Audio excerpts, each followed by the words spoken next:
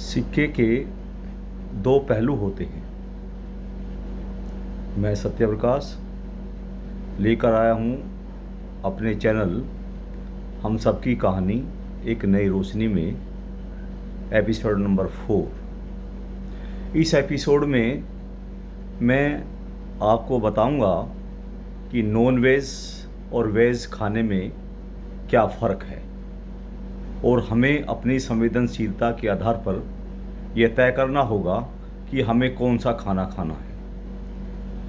अतः आप इस बात को ध्यान से सुने और बाद में मनन करें इसमें। आपने सुना होगा कि सिक्के के दो पहलू होते हैं, लेकिन लोग ज़िंदगी निकाल देते हैं एक ही सिक्के के पहलू पर। वो समझते हैं कि हमें दूसरे पहलू को देखने की आवश्यकता नहीं है, लेकिन हम एक ह्यूमन बीइंग है, हमें देखना चाहिए क्योंकि ये हमारे जीवन से जुड़ी बातें हैं। अब आज का विषय है कि हमें नॉन वेज खाना चाहिए या नहीं खाना चाहिए। ये एक ऐसा विषय है, इस विषय पर हर धर्म के अंदर अलग अलग मत दिए गए हैं। जैसे जैन धर्म के अनुसार स्वामी महावीर जी ने इसको बिल्कुल निषेध किया है। हमारे ईसाई धर्म में ये कहा गया है, ईश्वर ने ये कहा है कि मानव सबसे श्रेष्ठ कृति है मेरी, और पृथ्वी पर हर चीज़ जो विद्यमान है वो उसको खा सकता है, उसको प्रयोग में ला सकता है। मुस्लिम धर्म में नॉन वेज का कोई निषेध नहीं है, लेकिन सवाल आता है हमारे हिंदू धर्म में। हिंदू धर्म में दोनों चीज़ें हैं। लगभग 1000 साल पहले हमारी भारतीय सभ्यता का 70% भाग वेजिटेरियन था, लेकिन आज बड़े दुख की बात है कि आज हमारे भारत में केवल 36% ही लोग शाकाहारी रह गए हैं। इसका कारण क्या है? इसका कारण है कि जो वेस्टर्न कल्चर है, वेस्टर्न जो डॉक्टर्स हैं, उन्होंने एक बात लोगों के मन मस्तिष्क में बैठा दी कि हमें अपनी सेहत के लिए, हमें अपनी मांसपेशियों को मजबूत करने के लिए हमें प्रोटीन चाहिए, प्रॉपर न्यूट्रिशन चाहिए। केवल इसी के लिए हम लोग मांस खाना पसंद करते हैं, लेकिन ऐसा नहीं है। अगर हम हिंदू हैं और हम गीता पढ़ते हैं और अगर हम राम राम करते हैं, तो हमें उसमें वेदों में, शास्त्रों में, गीता में वर्णित जो फूड के बारे में, जो भोजन के बारे में व्याख्या की गई है, हमें उसी को मानना चाहिए। गीता में भोजन को 3 तरह के भोजन में विभाजित किया गया है: सतोगुनी भोजन, रजोगुनी भोजन और तमोगुनी भोजन। अब ये आप पे डिपेंड करता है कि आप किस तरह का भोजन आप लेना पसंद करते हैं।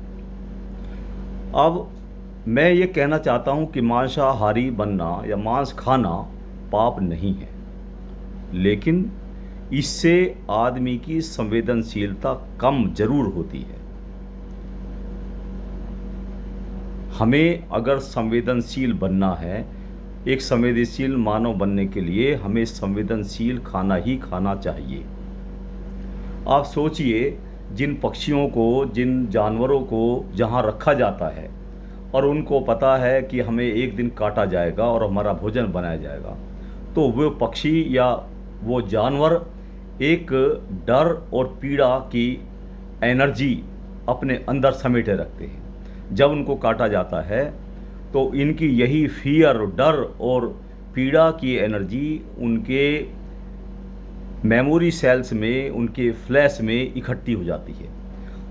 हम मीट को, हम फ्लैश को कितना ही डिग्री पर गर्म करें, लेकिन वो एनर्जी कभी नष्ट नहीं हो सकती। आप जानते हैं कि एनर्जी को केवल ट्रांसफॉर्म किया जा सकता है, ना कि उसको नष्ट नहीं किया जा सकता।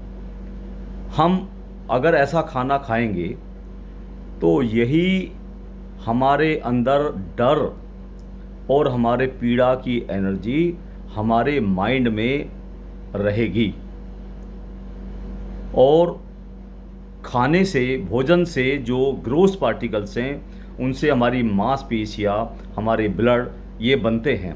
लेकिन उसके जो महीन पार्टिकल्स हैं, जो स्मॉल पार्टिकल्स है, उससे हमारा मन बनता है और मन से हमारे विचार बनते हैं।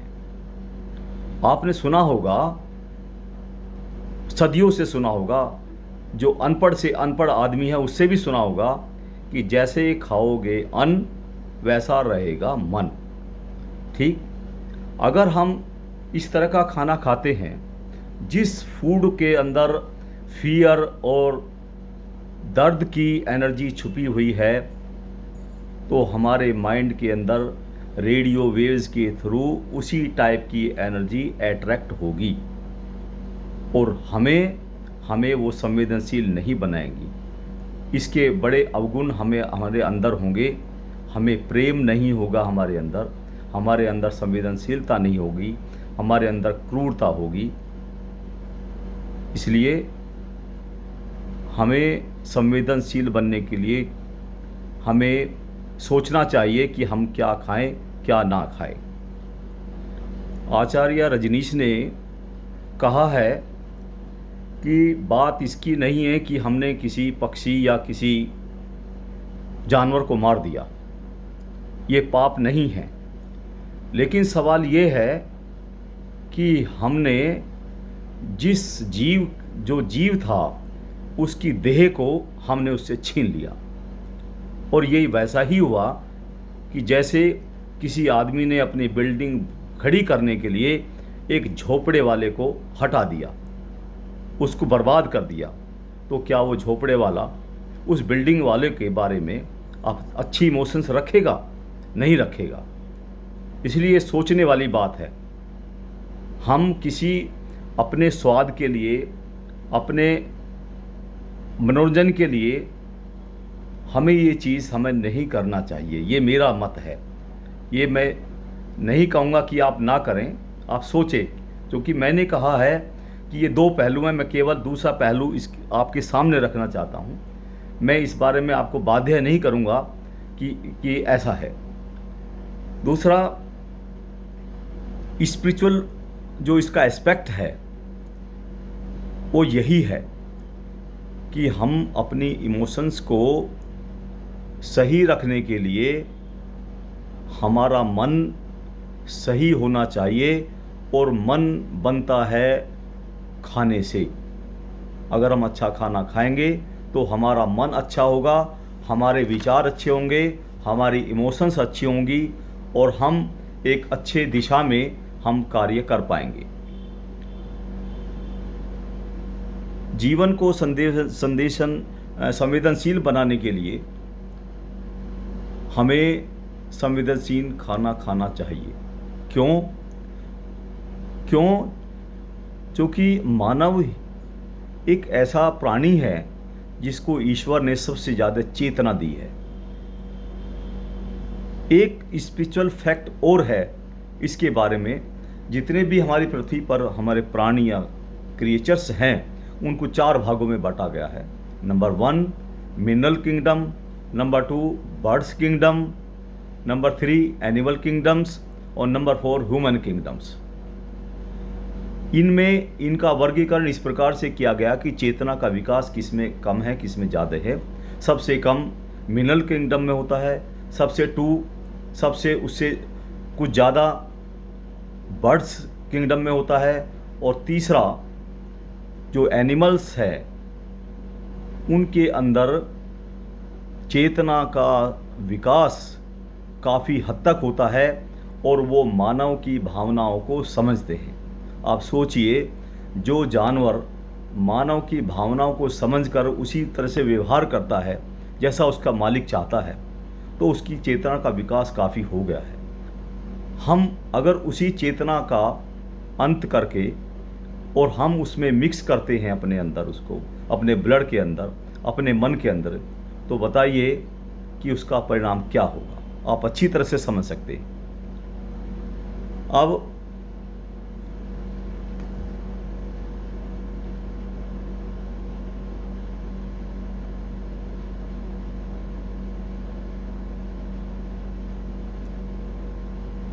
एक मन के बारे में, जो मन अन्न से बनता है, इस मन के अंदर दो तरह की इमोशंस होती हैं। बेसिकली जो गुण हमारे होते हैं, 24 गुण बताए गए हैं, उनमें से उनको दो भागों में बांटा गया है, लव बेस्ड इमोशंस और दूसरा फियर बेस्ड इमोशंस। सिंपल सी बात है, वेजिटेरियन खाने से हमारे अंदर जो गुण पैदा होते हैं वो लव बेस्ड इमोशंस पैदा होते हैं, और नॉन वेज खाने से हमारे अंदर फियर बेस्ड इमोशंस होते हैं। ये लॉन्ग रन में इंसान के उसी रास्ते को निर्धारित करते हैं कि क्या सही है क्या गलत है।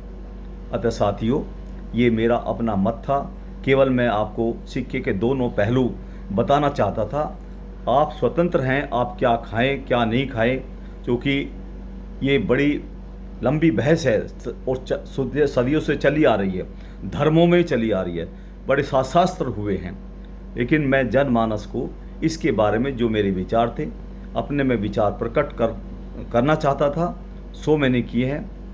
आशा है आप मेरी इस बात को समझेंगे और मेरे इन विचारों को आप समझेंगे, मनन करेंगे और ये सोचने पर मजबूर करना अपने आप को कि क्या गलत है और क्या सही है। क्यों? क्योंकि ये हमारी ज़िंदगी है, इसके बारे में सोचना केवल हमारा ही काम है, कोई दूसरा नहीं सोचेगा।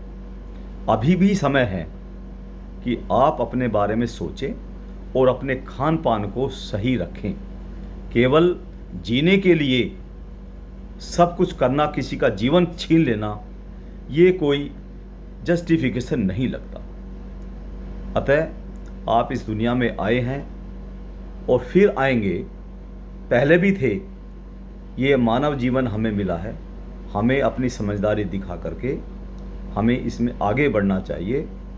आशा करता हूँ आप मेरे इस व्याख्यान को ध्यान से समझेंगे और इसका प्रचार करेंगे, आपस में डिस्कस भी कर सकते हैं। जो आपके ग्रुप आपको जो राय दे, आप उसको भी मानने के लिए बाध्य हैं। अंत में आप सब अपनी तरफ से स्वतंत्र है, मैं इसमें अपनी मत नहीं थोप सकता। आप सभी को मेरी तरफ से आप सबका धन्यवाद। जय श्री कृष्ण।